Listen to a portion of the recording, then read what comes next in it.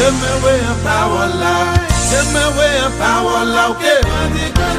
voudrais commencer à répondre à une question que le Seigneur m'a dit de nous poser. Je dis bien commencer parce que on va juste commencer. Et la question c'est, entendons-nous nous parler le Saint-Esprit? Est-ce que nous entendons quand le Saint-Esprit nous parle? Ou entendons-nous nous parler le Saint-Esprit?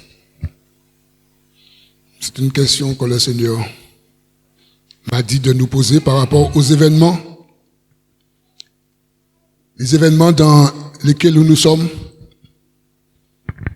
Nous sommes dans une période où on entend tellement de voix. On entend tellement de bruit. On reçoit tellement de messages. Il y a tellement de transferts. Il y a tellement de choses. Il y a tellement de commérages. Il y a tellement de Milan. Il y a tellement de choses. Mais est-ce qu'on entend nous parler le Saint-Esprit? Est-ce que le Saint-Esprit nous parle toujours ou encore? Est-ce qu'il nous parle toujours ou est-ce qu'il nous parle encore? Ou a-t-il commencé à nous parler? Plusieurs fois, mon bien-aimé, il y a des bien-aimés qui m'ont dit ou qui ont dit, le Seigneur m'a dit. Le Seigneur m'a dit. Si nous disons que le Seigneur m'a dit, c'est que le Saint-Esprit m'a parlé. Et des fois, les mêmes personnes qui disent que le Saint-Esprit m'a dit. Alors, je n'aurai pas le temps de donner les sujets, des exemples. Par exemple, un bel homme qui te plaît, toi ma sœur, et le Saint-Esprit te dit que ce bel homme, c'est ton mari. Tu vois? Ce bel homme, c'est ton mari. Le Saint-Esprit m'a dit. Dieu m'a dit que cet homme, c'est mon mari. Ça veut dire que le Seigneur t'a parlé. Oh, je parle avec moi. Hein? Amen. Et si le Seigneur t'a parlé, c'est que le Saint-Esprit t'a parlé. Il t'a dit que ce bel homme est ton mari. Et tu es content, tu sautes, tu danses pour plusieurs choses à la fois. Parce que tu as rencontré le prince charmant, un bel homme qui te plaît. En plus, le Saint-Esprit t'a dit que c'est lui. Ça veut dire que le Seigneur te parle et t'a parlé. Et pourquoi à un certain moment, quand il y a problème, tu dis que c'est pas cet homme, mon mari? Enfin, c'est juste un exemple, mes bien-aimés. Pourquoi à un certain moment dans ta vie, ou quand ça fait grabuge, quand il y a un problème, pourquoi tu dis que c'est pas lui? C'est juste un exemple que je prends. Hein. J'aurais pu prendre un autre sujet. Juste un exemple. Comment dis-tu que le Saint-Esprit t'a dit, le Seigneur t'a parlé, et quand il y a problème, quand il y a des cailloux sur la route, subitement tu dis que c'est pas lui ou c'est plus lui. Est-ce que nous sommes là? Et le Seigneur me dit, Jude, tu veux un message? Parce que il nous est tellement difficile, mes bien-aimés, lorsque nous sommes dans la chair, nous les prédicateurs, de chercher un message, parce que des fois, nous cherchons un message dans la chair, parce que nous connaissons la parole de Dieu, mais des fois, nous sommes quand même dans la chair.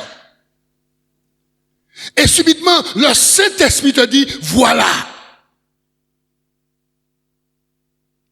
le thème, le message. Et c'est quoi je vous ai dit que c'est juste, c'est même pas l'introduction parce qu'on n'a pas le temps. C'est juste, je vous fais part de ce que Dieu m'a dit de nous dire. Dieu m'a dit de nous dire, est-ce que nous entendons lorsque le Seigneur nous parle? Est-ce que nous entendons? Est-ce qu'il nous parle encore? Est-ce que c'est lui qui nous parle? Est-ce que nous sommes sûrs que c'est lui qui nous parle? Est-ce que nous pouvons ce matin, ou encore quand nous allons entrer chez nous plus tard, prendre une feuille? Et si nous ne sommes pas amnésiques sur certaines choses, certains événements, est-ce que nous pouvons noter tous les événements que le Seigneur nous a dit, d'accord, que nous avons entendu le Saint-Esprit nous parler? Si nous pouvons faire cet exercice, marquer, ok, et regarder, est-ce qu'on est toujours là-dedans, ou est-ce que ça fait un moment qu'on a shooté tout ça? Pardon pour le langage, hein? Je sais que vous me comprenez. Est-ce que nous sommes là? Parce qu'il me semble que le Seigneur me dit quelque chose aujourd'hui et demain il me dit le contraire.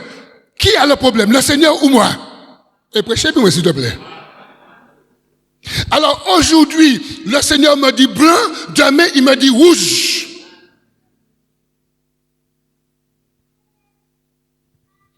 Mais bien aimé, le frère Mikao vous aime beaucoup. Je sais que vous m'aimez. Mais nous sommes dans des temps compliqués, difficiles. Il faut que nous arrêtons ces choses-là. Il faut que nous arrêtons de dire que le Seigneur m'a dit et après il ne m'a pas dit. Le Seigneur m'a dit ça et après ce que tu fais le contraire de ce qu'il t'a dit. Il t'a dit ou il t'a pas dit? Prêchez avec moi s'il te plaît. Il t'a dit ou il t'a pas dit? Et c'est pourquoi il y a cette telle confusion dans l'église de Dieu. Il y a une confusion. Parce qu'aujourd'hui, il m'a dit telle chose, demain, il m'a dit le contraire. Regarde quelqu'un dit, lui, c'est quoi ça?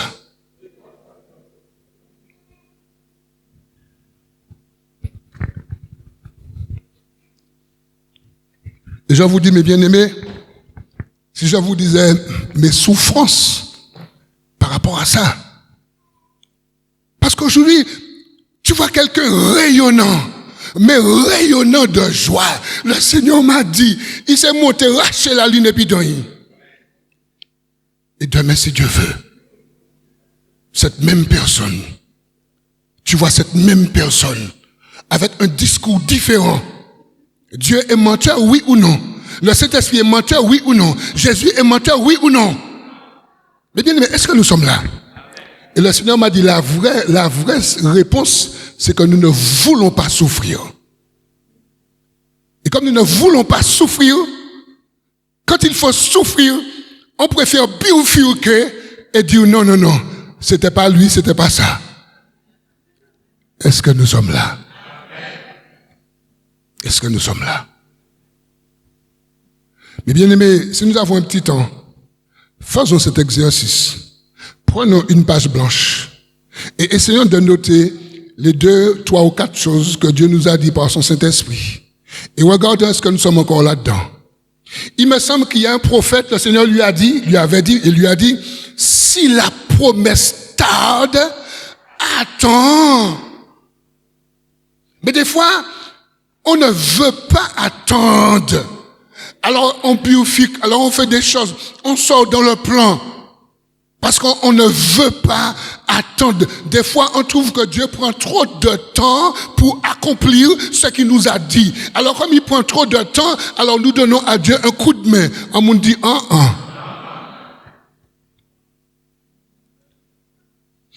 Abraham, à 75 ans, Dieu lui a dit, Abraham, même si tu es un vieillard, mais de toi sortira une grande postérité. En mi-chemin, femme, Sarah, il dit, bon Dieu, quand on trop de temps, allez côté Agar et maîtresse moi, ti moun lan bon Dieu, dit nous que nous, c'est pas, ti femme ta la que nous. Est-ce que nous là? Je dis, peuple bon Dieu, ni problème, les Juifs, les Arabes, Pouchi, parce qu'à un moment, Abraham a entendu Dieu lui dire quelque chose et après sa femme lui a dit autre chose et il s'est soumis à ce que lui a dit sa femme et il n'a pas fait attention à ce que lui avait dit le Seigneur. Quand on va se dire, lui, qu'est-ce que Dieu t'a dit?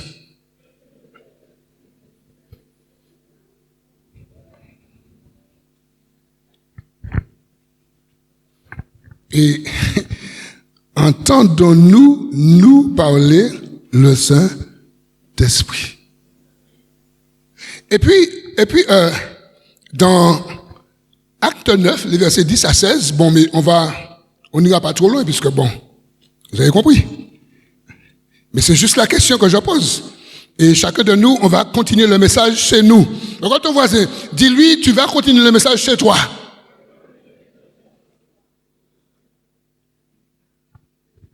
Alors, il faut prendre des notes, hein. Pour pas dire, qu'est-ce que ça fait à te dire là? Qu'est-ce que ça fait à te dire? Qu'est-ce que ça te dit? Oh! Ou pas prendre note. Ah, Jennifer, moi, c'est une prendre note. Acte 9. Les versets 10 à 16. Vous pouvez lire le tout, hein? 10 à 16. Acte chapitre 9, versets 10 à 16.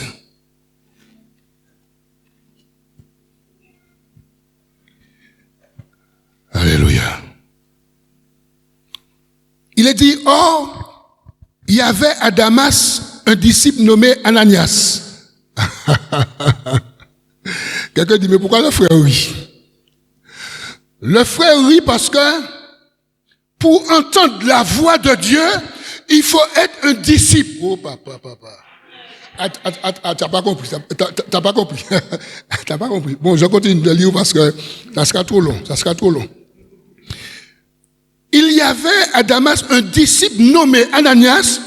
Le Seigneur lui dit dans une vision, Ananias y répondit, me voici Seigneur. Et le Seigneur lui dit, lève-toi, va dans la rue qu'on appelle la droite et cherche dans la maison de Judas un homme nommé Saul de Tarse, car il prie. Et il y a eu en vision en vision un homme du nom d'Ananias qui entrait et lui imposait les mains afin qu'il recouvre la vue. Ananias répondit, Seigneur, j'ai appris de plusieurs personnes tout le mal que cet homme a fait à tes saints et dans Jérusalem. Et il y a ici des pouvoirs de la part des principaux sacrificateurs pour lier tous ceux qui invoquent ton nom. Mais le Seigneur lui dit, va, car cet homme est un instrument que j'ai choisi pour porter mon nom devant les nations, devant les rois et devant les fils d'Israël, et je lui montrerai ce qu'il doit souffrir pour mon nom. Quelqu'un dit, ouais. Est-ce qu'on est là? Mes amis, si nous avons ce puissant ministère de Saint Paul, c'est parce que le disciple Ananias a entendu la voix du Seigneur qui lui a parlé, le Saint-Esprit lui a parlé et il a été obéissant. Même s'il avait des arguments, parce que des fois, lorsque Dieu nous parle, nous avons des arguments. Ananias, disciple, il avait des arguments. Il a dit, mais Dieu, écoute-moi, mais cet homme a déjà fait beaucoup de dégâts, mais cet homme tue les gens, mais cet homme ferme les églises. Dieu dit, Ananias, écoute-moi, je te parle.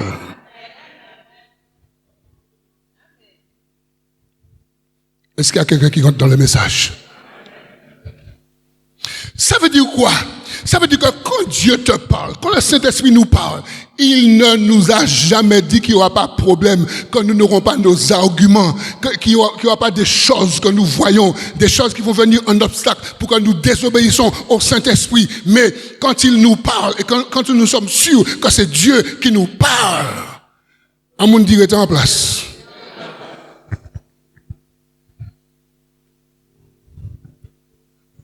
Ah, Jésus. Ananias, c'est un disciple. Il avait entendu ce que Paul faisait. Il avait sans doute vu. Il avait peut-être des témoignages de personnes qui avaient été agressées par Paul. Mais Dieu lui dit, va. Frères et sœurs, il y a tellement de fois que Dieu t'a parlé, que Dieu m'a parlé, et parce qu'on était distrait, Dieu avait un plan pour nous, un ministère pour nous, Dieu avait quelque chose, une mission. Parce que dans le ministère, il y a plusieurs missions. Des fois, Dieu a une mission à nous confier, mais parce que, il y a tellement de bruit.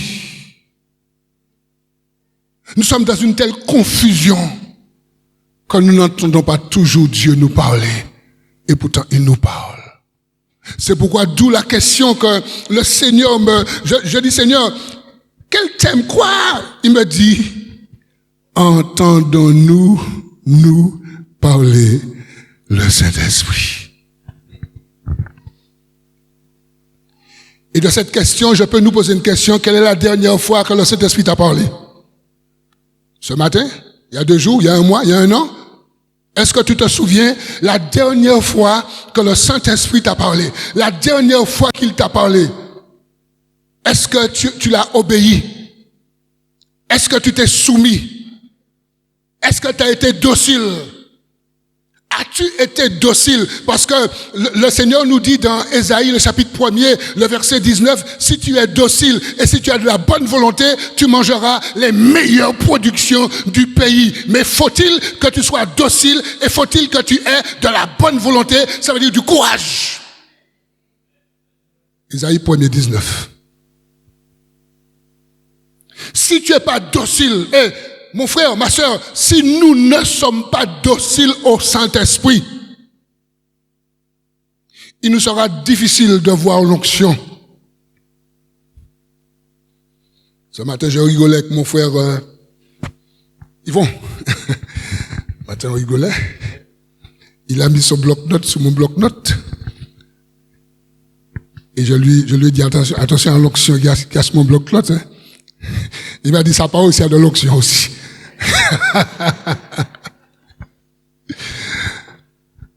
Ouais.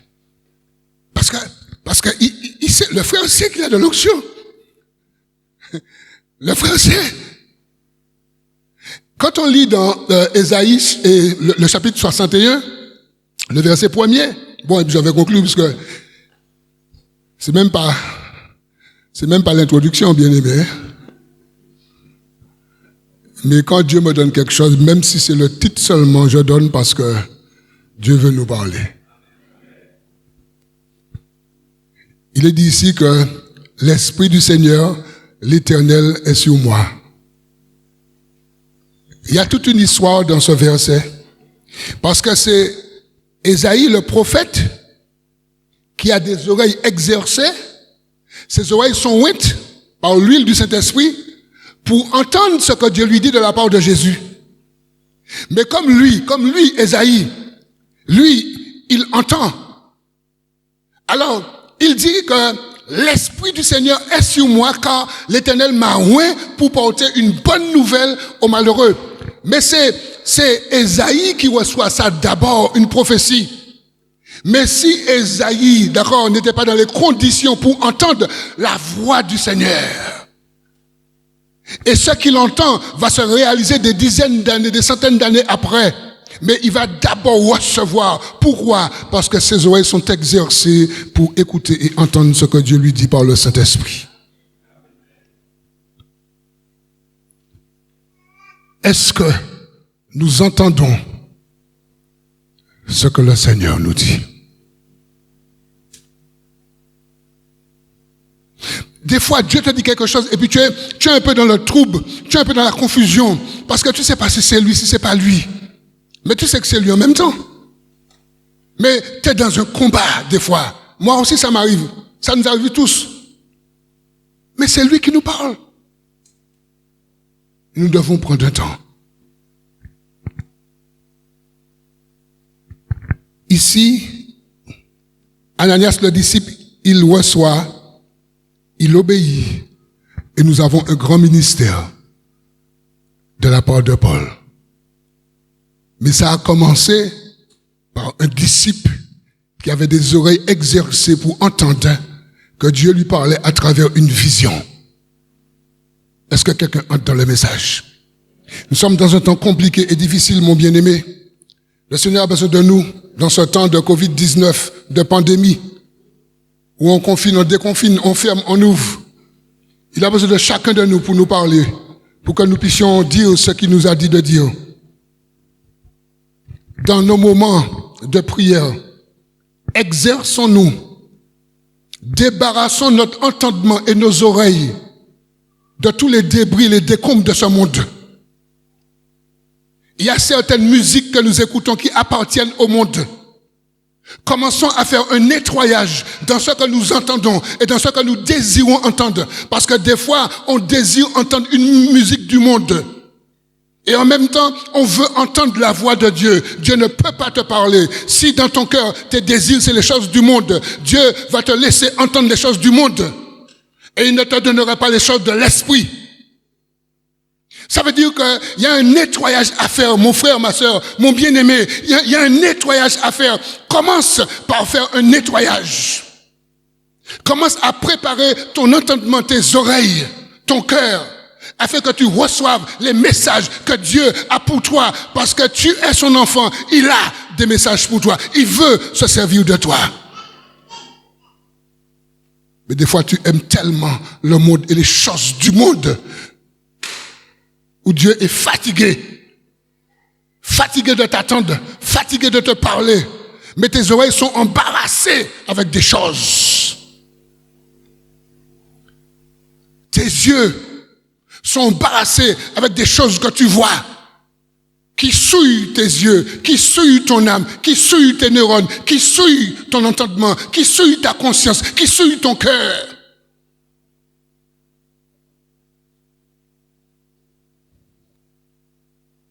Un frère disait, bon, je vais m'arrêter.